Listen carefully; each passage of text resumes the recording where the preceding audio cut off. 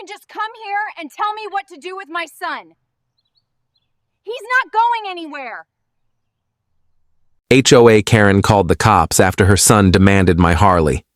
I was standing in front of the state attorney, briefing him about an ongoing neighborhood fraud case, when my phone started buzzing like crazy.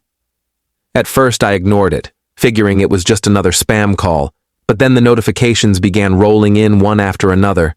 Missed calls, texts, even voicemails.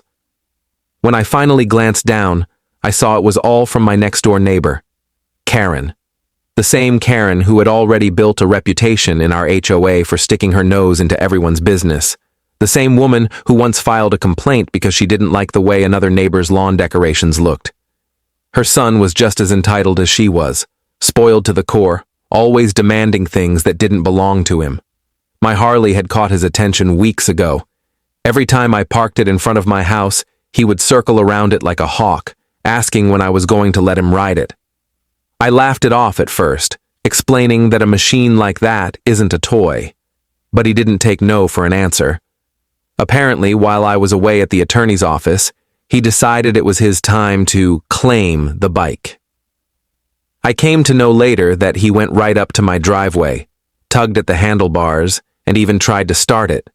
When it wouldn't budge, he marched back to his mother and declared that I was refusing to share with him. That's when Karen, in all her HOA glory, decided to escalate. Instead of knocking on my door or sending me a message, she dialed 911. So there I was, mid-conversation with the state attorney, when I got a message from another neighbor. "Dude, the cops are at your house.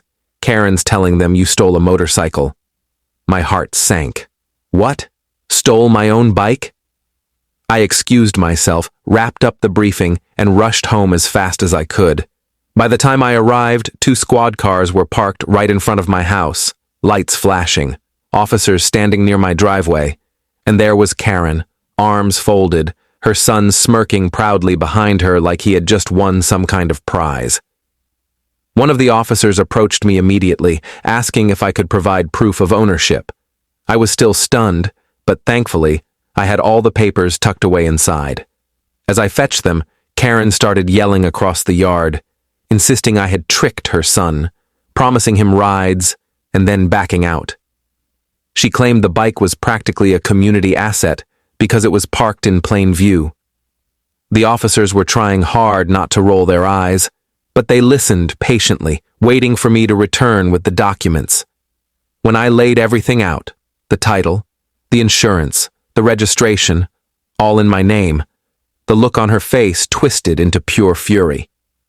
The officers turned to her, explaining that not only did I clearly own the Harley, but her son's attempt to take it without permission could be considered attempted theft.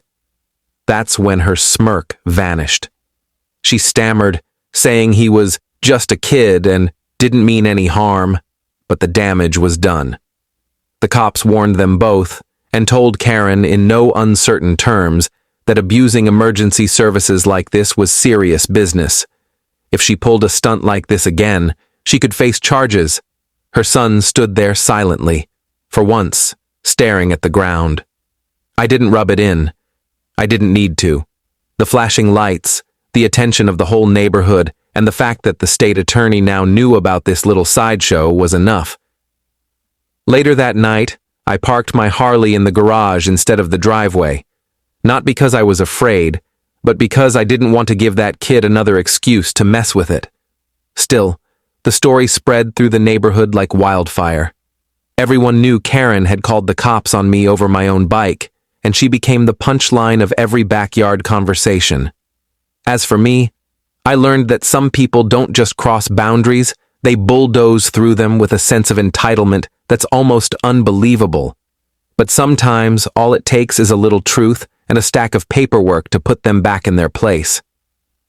When the cops left, Karen stormed back into her house with her son, slamming the door so hard it rattled the windows. I thought that was the end of it. Honestly, I was tired and just wanted to forget the whole thing.